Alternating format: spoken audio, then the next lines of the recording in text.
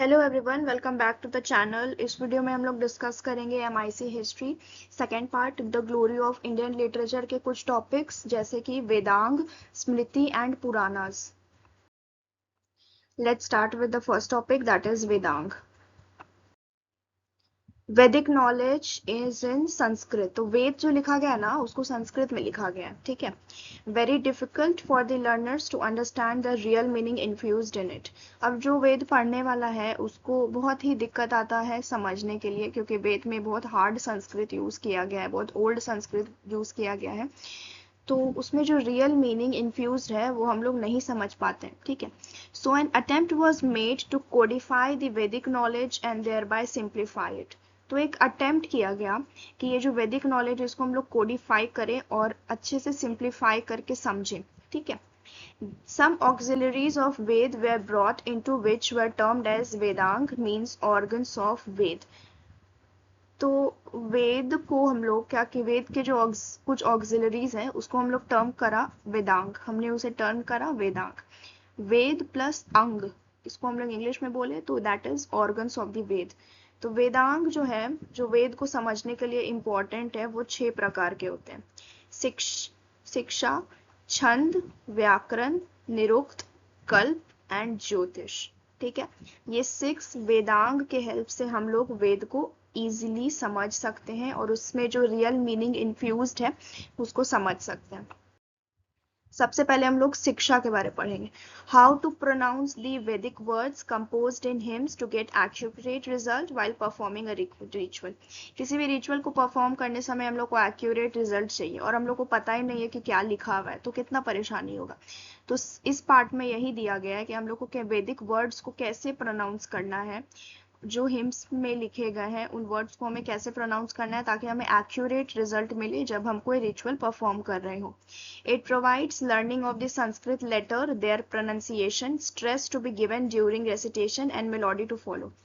तो इसमें दिया है कि हम लोग को it provides learning of Sanskrit letter, इसमें हम लोग को जो संस्कृत में जो लेटर्स यूज करे गए हैं उसके बारे में हमें पता चलता है, उसे कैसे प्रोनाउंस करना है और किसमें हम लोग को रेसिटेशन के टाइम स्ट्रेस देना है, कौन सा मेलोडी फॉलो करना है, वो सब हम लोग को शिक्षा में पता चलता है। छंद, ये this is very nice part of वैदिक हिम। वैदिक हिम का ये बहुत अच्छा पार्ट है। इन ईच वैदिक सूक्ता और हिम इट्स छंद सच एज गायत्री छंद is also mentioned along with the name of Rishi who composed it. इसमें जो छंद में जो आपको वैदिक सूक्ता या हिम मिलेगा उसमें आपको जो जिसने उसे लिखा है, जो ऋषि ने, जो सेज ने उसे लिखा है, जो कंपोज करा है, उसका भी नाम आपको उसमें मिलेगा। से फॉर एग्जाम्पल गायत्री छंद। छंद fixes the number of syllable in a hymn and matra on letters. छंद क्या करता है, ये नंबर ऑफ हिम में जो नंबर ऑफ सिलेबल है उसको फिक्स करता है और मात्रा लेटर्स को। और वेद में कितने छंद है, 26 छंद है, जिसमें से ऋग्वेद में 13 छंद है, यजुर्वेद में 8 छंद है एंड अथर्व वेद में 5 छंद है। छंद के एग्जाम्पल देख सकते हैं हम लोग, गायत्री छंद, प्रकृति छंद, अनुष्टुप छंद etcetera. Third is Nirukta, study of words composed in Vedic literature. वैदिक लिटरेचर में जो वर्ड्स कंपोज्ड है उसके स्टडी को निरुक्त बोलेंगे। It helps in the proper understanding of a word in a him. कोई भी हिम या कोई भी मंत्र है उसमें किसी वर्ड का हम लोग को अगर प्रॉपर अंडरस्टैंडिंग चाहिए, क्या लिखा हुआ है, क्या है उसका रियल मीनिंग, तो हम लोग को निरुक्त से पता चलता है। It reveals the internal meaning of the him.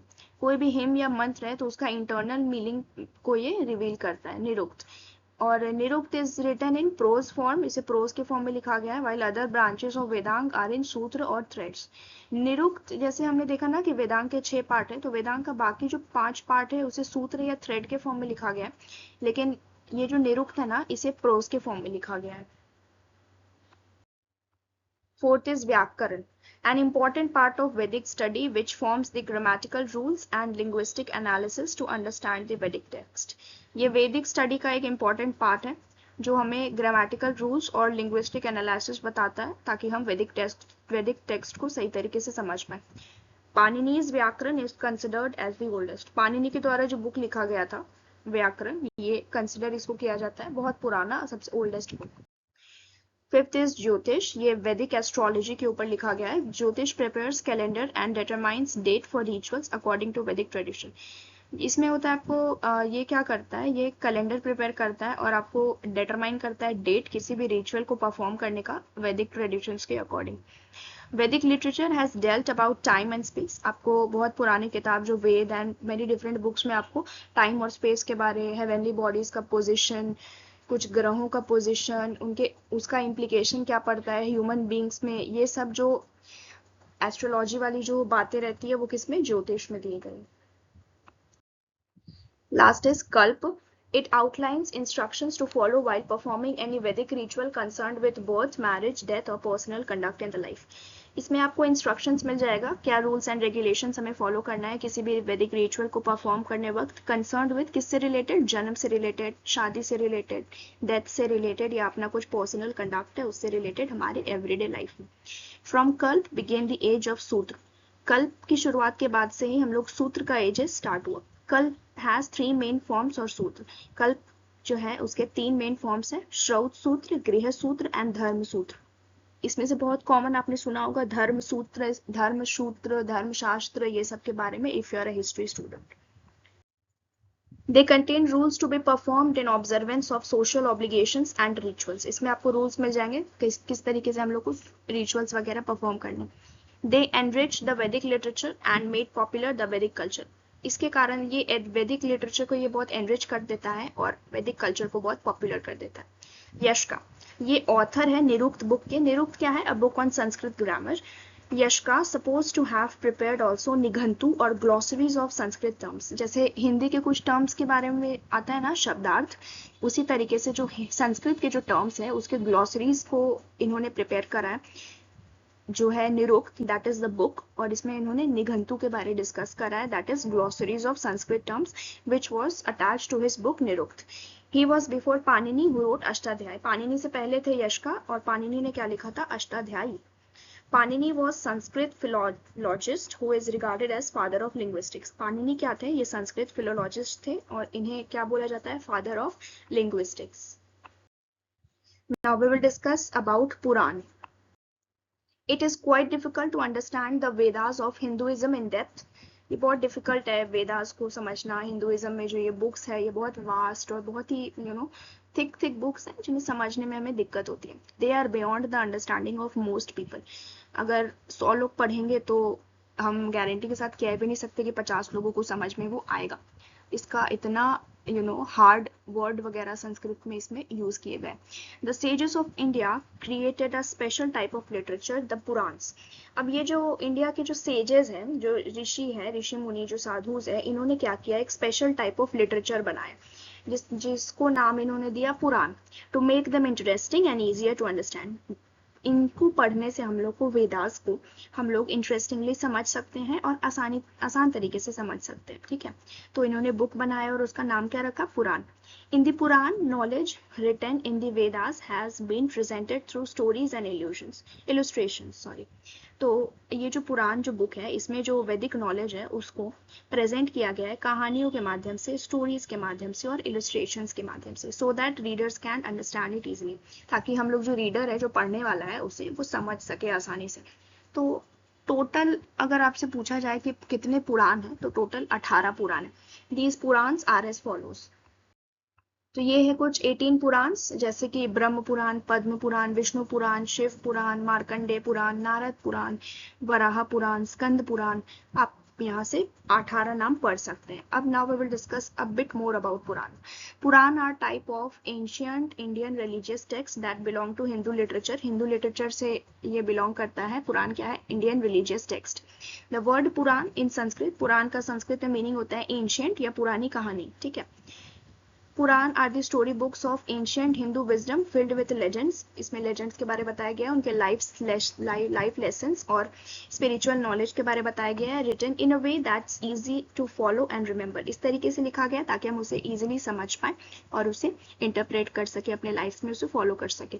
Purana are filled with stories about gods, goddesses, creation of universe, kings, demons and sages. अब पुराण जो है इसमें हमें बहुत सारी स्टोरीज मिलती है, इलस्ट्रेशंस मिलते हैं, किनके बारे, गॉड्स के बारे, भगवान के बारे, गॉडेसेस के बारे, क्रिएशन ऑफ यूनिवर्स, यूनिवर्स का कैसे क्रिएट हुआ उसके बारे, राजा के बारे, डेमोन्स के बारे, ऋषि मुनीस के बारे। ठीक है, while the Vedas are complex and philosophical, जबकि हम लोग देख सकते हैं जो वेद है वो क्या है, कॉम्प्लेक्स है, hard to understand and philosophical है, बहुत ज्ञान की बातें भरी हुई है उसमें। पुराण यूज स्टोरीज, पुराण में हम लोग क्या यूज करते हैं, स्टोरीज, डायलॉग्स और एग्जाम्पल्स, उसी सेम चीज को समझने के लिए in a way that's easier for common people to understand, आसान लैंग्वेज में, ताकि जो कॉमन पीपल है वो उसको अंडरस्टैंड कर पाए। Last topic of the video is Smriti. Smriti के बारे में जानेंगे अब हम लोग। Vedic scriptures are the most ancient truth. ठीक है, वैदिक जो स्क्रिप्चर्स हैं, क्या है स्क्रिप्चर्स, जो ड्राइंग्स एंड पेंटिंग्स वगैरह है ना, वो एंशियंट ट्रूथ है, वो पुराने टाइम की सच्चाई है। Okay, except for the Vedas all other scriptures fall under category of Smriti. Veda को छोड़ के बाकी जितनी भी चीजें हैं वो स्मृति के अंदर आती है। Purana and epics, epics in Hindi is called as Mahakavya, are also included in this. The technical meaning of word Smriti, Smriti का जो टेक्निकल मीनिंग होता है ना, वो होता है रूल बुक और code of conduct for Hindus. Hindus के लिए जो रूल बुक है जिसमें रूल्स एंड रेगुलेशंस दिए हुए हैं, या कोड ऑफ कंडक्ट कि हमें किस चीज को फॉलो करना है, किस तरीके से फॉलो करना है, that is Smriti. It is also called आचार संहिता। अब ये जो स्मृति है इसको हम लोग कंडक्ट कोड से भी नाम, कंडक्ट कोड के नाम से भी जानते हैं और रेगुलेशंस के नाम से भी जानते हैं। इन हिंदी हम लोग इसे कह सकते हैं आचार संहिता और नियमावली। ठीक है, अब स्मृतिज के यहाँ पे आपको प्रकार दिख जाएंगे। मनुस्मृति, अत्रि स्मृति, Vishnu Smriti, Harita Smriti, Angira Smriti, Yama Smriti and so on. ठीक है, आप यहाँ से पढ़ सकते हो। Smritis play a major role in shaping Hindu law. Smriti क्या करता है, ये एक मेजर रोल प्ले करता है हिंदू लॉ को शेप करने में, सोशल स्ट्रक्चर शेप करने में, एथिकल प्रिंसिपल्स को शेप करने में। किस टाइम पे, एंशियंट और मेडिवल इंडिया में। They continue to be studied for their historical and philosophical significance. अभी भी स्मृति को पढ़ा जाता है, क्यों, हम लोग को इससे क्या मिलता है, historical and philosophical significance. This is the end of the video. Please do like, share and subscribe to the channel. Thank you.